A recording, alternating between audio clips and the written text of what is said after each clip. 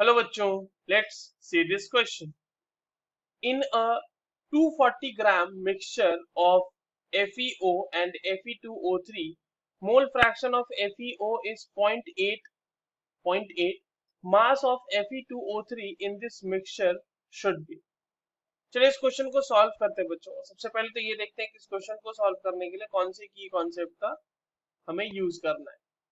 देखिए, की कॉन्सेप्ट की अगर बात करें इस क्वेश्चन के लिए, तो इस क्वेश्चन में हमें मोल कॉन्सेप्ट के बारे में पूछा है, तो हमें सॉरी मोल फ्रैक्शन के बारे में पूछा है, तो मोल फ्रैक्शन के बारे में ही पता होना चाहिए कि मोल फ्रैक्शन निकालते कैसे, राइट. अब देखिए, सबसे पहले तो हमारे पास एक सैंपल दिया हुआ है जहां पे FeO है और साथ में Fe2O3 है ना. और इस पूरे सैंपल का जो वेट है वो दिया हुआ है 240 ग्राम. तो हम मान लेते हैं यहाँ पे कि लेट FeO बी x ग्राम है हमारे पास FeO, एंड जो Fe2O3 है वो हो जाएगा will be 240 minus x gram, right.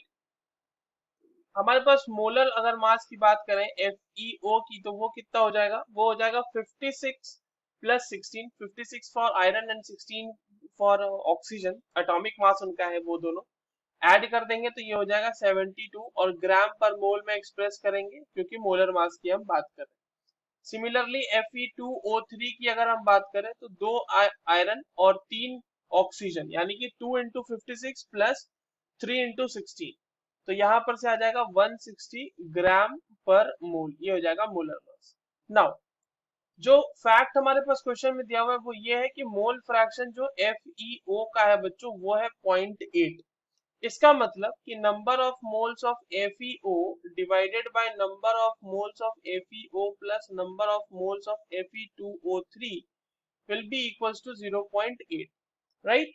Number of moles अगर हम निकालना चाहे FeO का तो कैसे होगा, given mass upon molar mass, W upon M, simple. तो गिवन मास इसका हमने माना x ग्राम और इसका है 72, इतना मोल.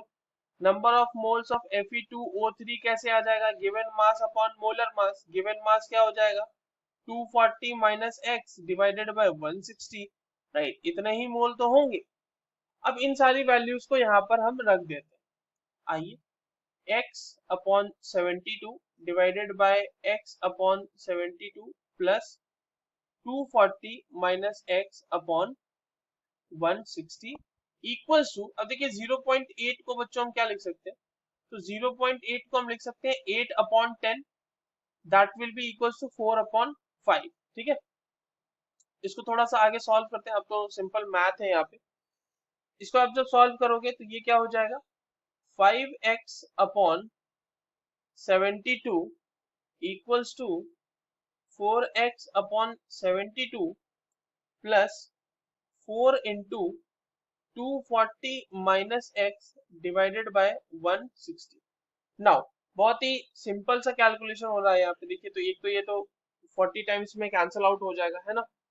दूसरी चीज कि ये जो 5x अपॉन 72 है, 5x upon 72 minus 4x upon 72 will be equals to 240 minus x upon 40. यहाँ पर से x अपॉन 72 क्या आ जाएगा आपका, x अपॉन 72 आ जाएगा ये, और ये हो जाएगा equals to 240 minus x upon 40, right. अब जो है यहाँ पे आप देखो, 8 से 9 टाइम्स में ये कैंसिल आउट हो जाएगा, 5 टाइम्स में ये कैंसिल आउट हो जाएगा.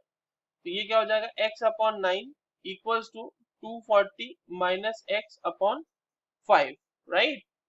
अब ये हो जाएगा 5x equals to 9 into 240 minus x.